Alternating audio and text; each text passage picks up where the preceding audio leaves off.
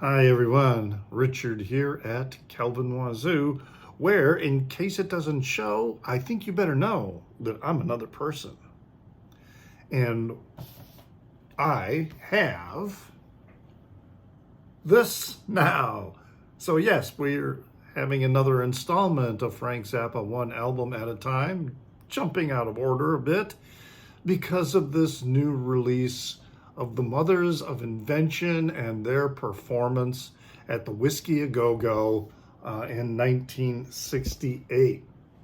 This box set was made available again because I believe it's sold out with its initial release. And I was, hoping to get the vinyl box set. There is a CD box set, but I really didn't want to get the CD box set, primarily because, all right, it's 1968. We're talking about an analog recording. Anyway, I really wanted the vinyl experience with this particular recording, and it sold out. So I was kind of like, drat. So I kind of, kept my eyes out on the secondhand market, but of course, worried that the price would soon escalate with that first release.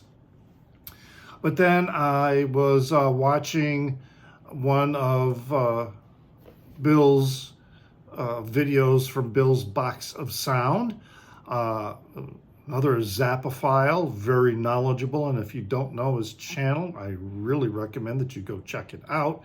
But he had mentioned that they were reissuing, another pressing of the vinyl box set.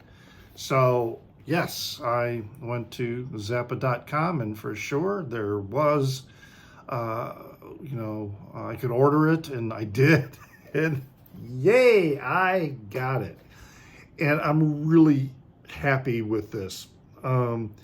It again, we're talking something that, the Vaultmeister Joe Travers was involved in putting together, I believe, along with Amit Zappa. And what I really like about these box set reissues is the attention to quality packaging that goes into this. It's really, really worth it with the money. You've got the nice cover here with the photograph, very sturdy cardstock. And then the box itself, and then of course it's got on the back side another, great photo here. And then also the we've got the track listing for the different records. And this is what I really like about these reissues, is you've got this nice ribbon in here so you can lift the records out of the box so that you're not like digging into the box with your fingers in order to pull something out. And I wanted also to pull out the last album. I mean, there's one, what is it? 1, 2, 3, 4, 5 discs, and but only 9 sides. And we've got this is the 5th disc, but you can see it's the label that's going with that. Quite nice. And then this is what's on the other side of the 5th disc. Really nice. Again, superb pressing, considering this is a 1968 recording. Really, really nice. All the way around here. Get that back in. It also comes with a turntable mat, a felt turntable mat that's using the photo. That's interesting, that they've got this, press for crossing the street. And it shows up in a couple photos. So this was a really nice little additional piece that was provided in there. And then a really fantastic booklet that has some excellent photos and yeah, we've got just to kind of give you an idea here. Nice magazine stock paper. And of course, there is some background in here. There's some information that Joe Travers put together about the show at the Whiskey A Go Go, which was July 23rd, 1968. Got some nice liner notes. Also, here's a photo from outside the venue, people waiting in line. So some credits there. It also says that there are some special guests with Kim Fowley and the GTOs. And there are, mentions in there of Alice Cooper and the band Alice Cooper at that time playing, and then the GTOs were performing as well, and there were others, and there was Mick Jagger was in the crowd. It was quite an experience for this show, and it was captured really, really well with the recording. And Frank recorded everything, every performance that they did, and he did announce you can hear it in the record, announcing to the crowd, yeah, we're recording this. And in fact, he makes a mention that they may stop what they're doing in order to start over again, to ensure that they're getting a quality recording. I didn't hear anything like that kind of a splice or cut or something like that might indicate, that they're stopping. So I think it was pretty successful overall. Again, the sound quality for 1968 is really deep and rich and pulls everything in. There is no particular instrument or voice that is too dominant. You have the right amount, I believe, of audience sound coming in. So yeah, just a really, really remarkable recording from 1968. The other nice, really interesting thing too was there's two interviews, or at least there's two parts in here in the notes. One of them is some background and a story from one of the founding members of the GTOs, Pamela DeBars, or DeBars. I'm not sure how to say that, but she describes, in here how the GTOs came together. Wildman Fisher was there as well. There's some allusions to Wildman Fisher.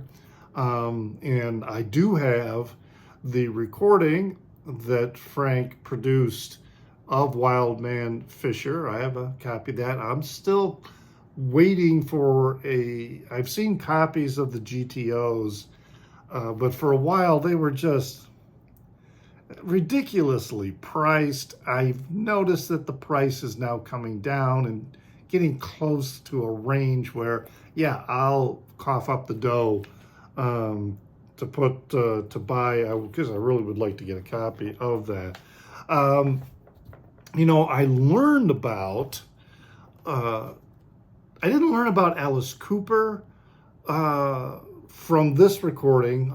This is Zapped. This is one of those, dollar records that you could mail in the inner sleeve had an order form on it, and then you could order for $1. There were, Warner Brothers also did the Lost Leaders. But when, Frank was launching the Straight Bizarre label, he did this, and they had on the opening track of this, there is the one by Alice Cooper, Titanic Overture, which is from their debut album, Pretties for You. which, Frank talks about in this recording from the Whiskey A Go-Go. And then there's an interview that Ahmet conducts with Alice Cooper. It was really, really fascinating because Alice reveals that, how Frank heard about them, because they were playing a gig. They were the last band to play a gig at another club, and they cleared the bar. Everybody just left. And someone who was there went to Frank and said, Frank, you got to check out this band. They cleared this bar, and he was like, oh, okay. And so they go, the details of the story are, in the liner notes, but long story short, they show up at Zappa's house, and which at the time was when he was living in the log cabin, and which is no longer there. And they played for him, and he goes, wow, this is, I don't get it. I don't get it. But he signed him to his new label. And, this early material of Alice Cooper is not like Killer. Okay, Killer is just straightforward, like rock and roll. When the band became was more focused on Alice Cooper, the person, as opposed to the band Alice Cooper. By the time Killer came out, they were just straightforward rock and roll. And by the way, we will be publishing a video review soon at the Vinyl Community Gunkles of Killer. So you'll want to be looking for that. But anyway, there was a very different sound here going on with Pretty For You. This is a decent album. There are some really good tracks on here. There's some... But the thing is they were intricate. They're very intricate and psychedelic sounding songs with time signature changes and things like that, which a lot of people weren't quite, connecting with, which appealed to Frank, even though he said, well, I don't get it, and because they were able to perform the music on stage, they had developed a way that they could perform this complex music on stage. Frank had them do a live one-take recording for the songs for the album. That they did like maybe 5 or 6 takes on each song, and then they would pick the best one. But he didn't do any, it was a straight recording, wasn't going to do any overdubbing or anything like that, because he recognized that they didn't need to put things together because of the complexity of the music. They were perfectly competent at playing that. So that was a really, really interesting story with that interview with Alice Cooper. So yeah, great information and history going in there with the liner notes. And then of course, Alice Cooper's The Titanic Overture, which is from Pretty For You. That's when I first learned about Alice Cooper's earlier music. When I was 13 and Killer was released, I had Killer. And then also on here you have, there's also Alice Cooper's Refrigerator Heaven on here. Wild Man Fisher is how I found out about Wild Man Fisher. It's how I found out about Captain Beefheart from this. And the GTOs, they have a GTO's song on here, Do Me In Once and I'll Be Sad, Do Me In Twice and I'll Know Better. There was an other compilation that I can't remember. It seems like there were like 2 versions of Zapped that were released, because it seems to be, and I used to have them both. And I just remember that for the GTOs, that the song that was on that compilation was about the captain's Fat Teresa shoes, which was a reference to Captain Beefheart. Anyway, And yeah, if you know anything about that other Zap, because I swear to God, there were two of them. Yeah, leave a comment about it in the Down Under. So let's get to the music on here. As I say, this is an absolutely outstanding recording. And they're called the Whiskey Improvisations. And it opens up with Whiskey Improvisation Episode 1, which is this 10-minute jam.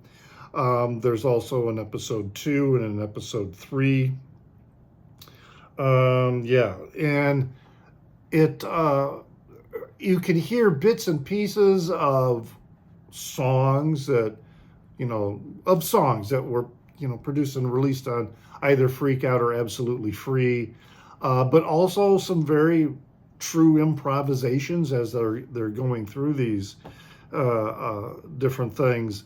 And then it's got America Drinks and Goes Home, a great performance of that. Help, I'm a Rock.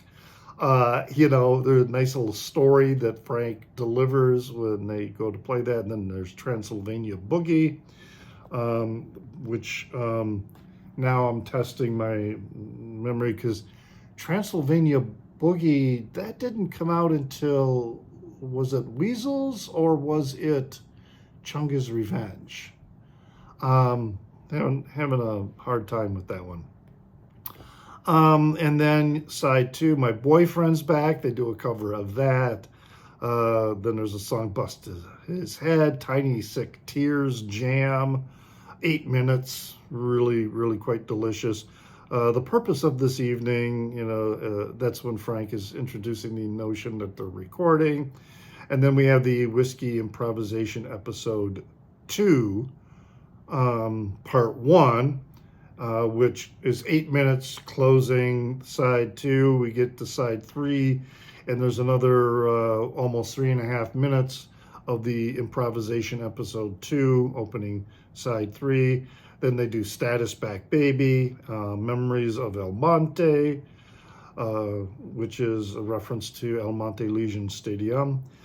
Oh in the Sky, and then Valerie, which was released on Bert Weenie's Sandwich, which had not been released yet at this time. Bert Weenie's Sandwich, I think, was 1969.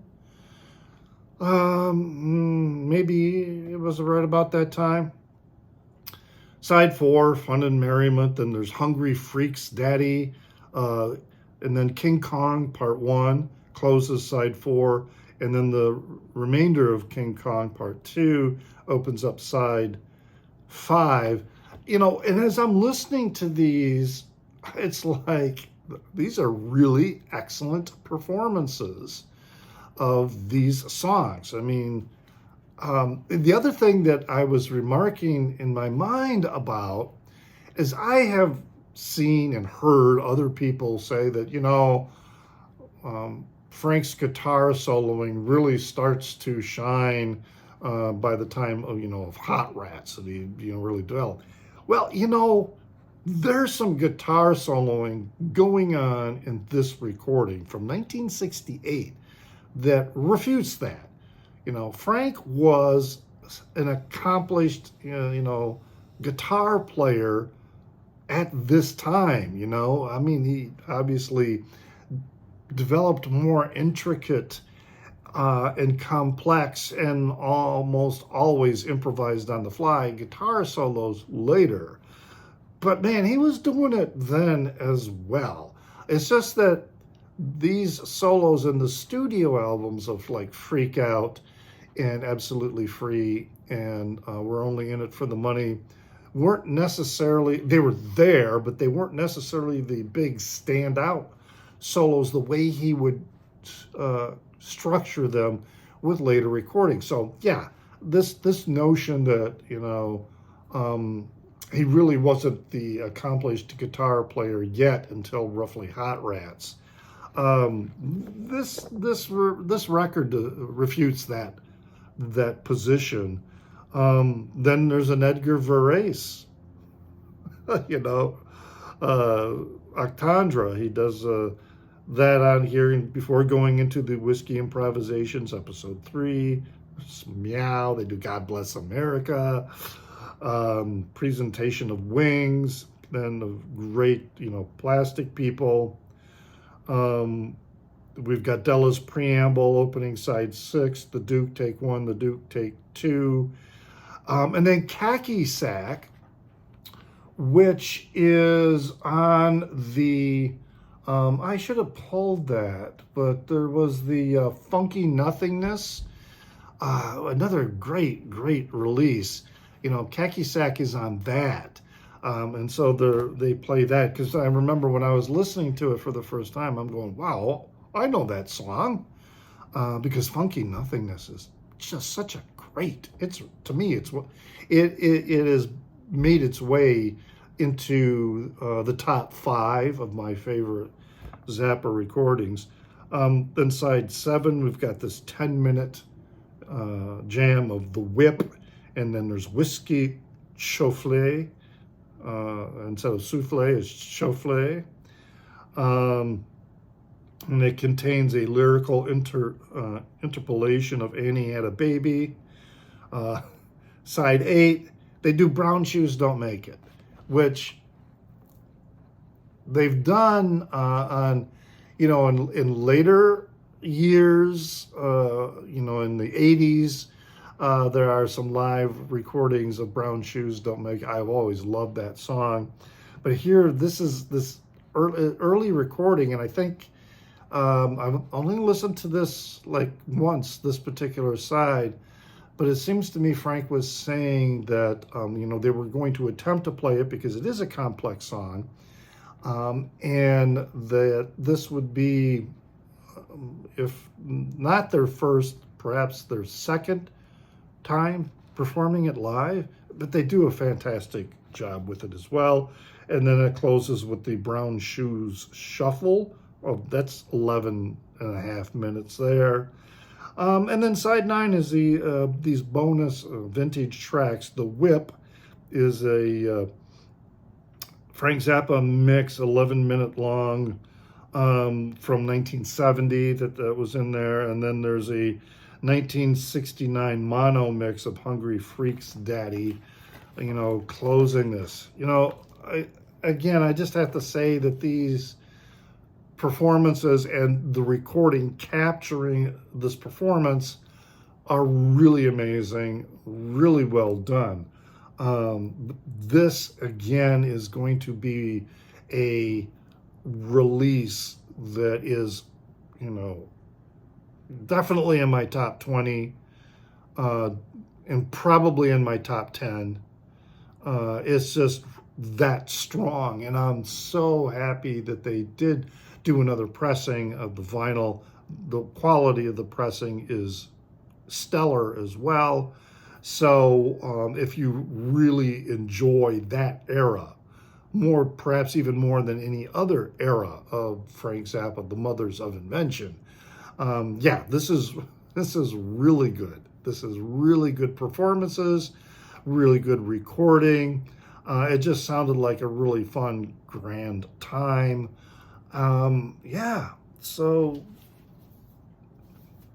Strongly recommend this. The Whiskey A Go-Go show from July of 1968. Hey, share your reaction in the Down Under. I appreciate the comments. Love getting the comments. Hit the like button, please, because that really helps with the YouTube algorithm and distributing my content. So even if you've already subscribed, smashing the like button is a great thing to do. Thank you. I appreciate that. And I appreciate you taking the time to watch my videos. Remember that I also have a presence on Instagram where I go by the handle of NewsDude76. That's NEWZDUDE76.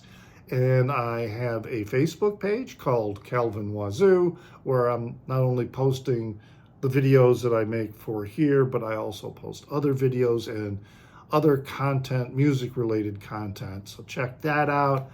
And as always, remember, pray for the people inside your head, for they won't be there when you're dead.